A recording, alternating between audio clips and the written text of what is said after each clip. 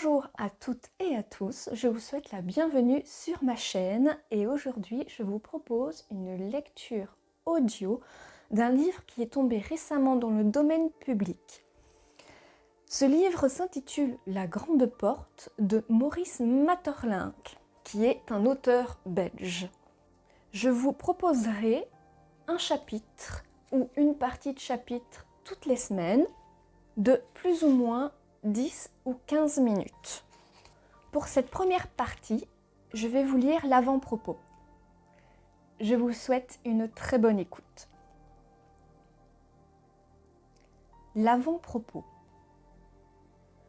Dans un de mes drames pour marionnettes, La mort de Tintagil, on voit une jeune fille que j'appelle Sœur Ygraine se meurtrir les mains frapper une énorme porte, massive, inexorable et sans écho, derrière laquelle agonise son petit frère que vient d'emporter la mort.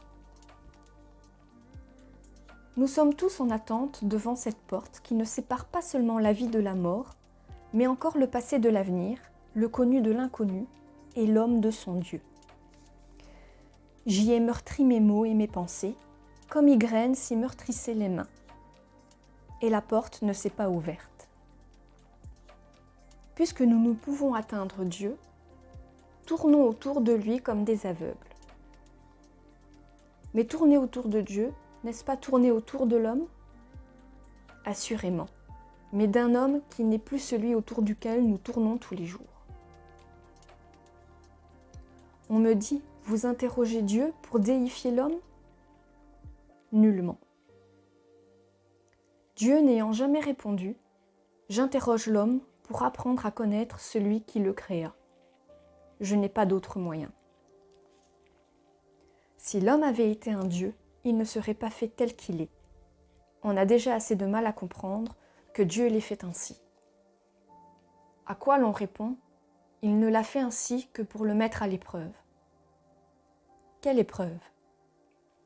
Pouvait-il espérer qu'il se révélerait autre qu'il l'avait fait ? On me dit encore, pourquoi vous, qui n'êtes pas croyants, tournez-vous ainsi autour de Dieu de ceux qui croient ? Parce qu'il n'y a plus, pour l'instant, d'autre image de la divinité. On ne peut tourner autour d'un univers qui n'a pas de visage et ne répond pas encore. Du reste, ce n'est pas autour de Dieu, des croyants, que je tourne, mais autour du Dieu que je cherche et dont j'entrevois l'ombre. J'écrirai ici mes pensées sans ordre, disait Pascal à propos du pyrrhonisme, et non pas peut-être dans une confusion sans dessein. C'est le véritable ordre, et qui marque toujours son objet par le désordre même. C'est le désordre seul que je suis capable d'imiter. Savoir d'abord qui je suis, où je suis, d'où je viens, où je vais et pourquoi je suis. Chercher Dieu, c'est prier. La véritable prière est l'ardent désir d'apprendre à connaître ce qu'on adore dans l'inconnu. Je n'ai pas fait autre chose, et peut-être ai-je prié plus réellement que bien des croyants qui passent leur vie dans l'oraison. Rien ne peut être détruit, rien n'a été créé. Ce qui n'a pas été créé existe depuis toujours et existera toujours. Où mettriez-vous la fin, ce qui n'eut pas de commencement ? Impossible d'introduire le néant dans le créé. Où prendriez-vous le non-être, puisque vous et que tout est ? Ce qui est ne peut penser ce qui n'est pas.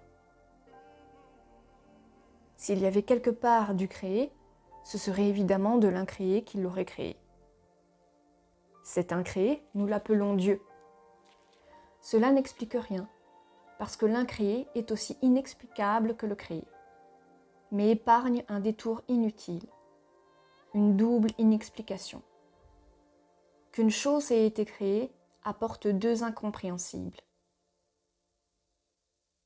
Premièrement, qu'elle ait été créée. Deuxièmement, que celui qui l'a créée n'a pas été créé. Simplifions et disons que tout est incréé comme Dieu. Il ne reste qu'un incompréhensible et c'est bien suffisant. Ne nous alarmons pas devant l'incompréhensible. Ne sommes-nous pas nous-mêmes des pieds à la tête totalement incompréhensibles ? Si nous comprenions quelque chose à ce que nous sommes, nous ne serions plus. Nous n'aurions jamais été ce que nous sommes. Si les expériences de Morlaix-Martin homologuées par la science, nous verrons plus loin, dans le chapitre consacré aux préexistences, que tout préexiste en idée, en puissance, en vie, en forme indestructible, et que si, à nos yeux, tout semble sortir de l'incréé, il y était déjà. Si vous voulez aller plus loin, vous me demanderez, qu'y avait-il avant la préexistence ? L'éternité.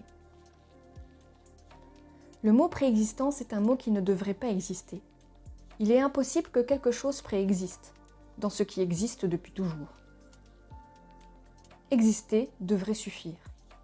Mais les mots trop usés ne disent plus la moitié de ce qu'il faudrait dire, et l'on est obligé de les sectionner ou de les hypertrophier pour leur restituer l'une ou l'autre partie de leur sens véritable. Si l'on m'avait dit à ma naissance « Tu ne nais que pour mourir », j'aurais répondu « Pourquoi m'appeler à vivre ?» J'aurais préféré ne pas naître. Si l'on avait le choix, seuls les plus sots n'hésiteraient point. Les plus sages s'abstiendraient, et ce serait la sélection à rebours, la sélection des pires. On me dit « Il est facile de démolir, mais il faut rebâtir. C'est là qu'on vous attend. » J'attends aussi. Quand les moines prient, quand ils chantent les louanges de leur Dieu, n'est-ce pas eux-mêmes qu'ils implorent et qu'ils louent ? Peuvent-ils faire autre chose ? Voilà qui clôture l'avant-propos.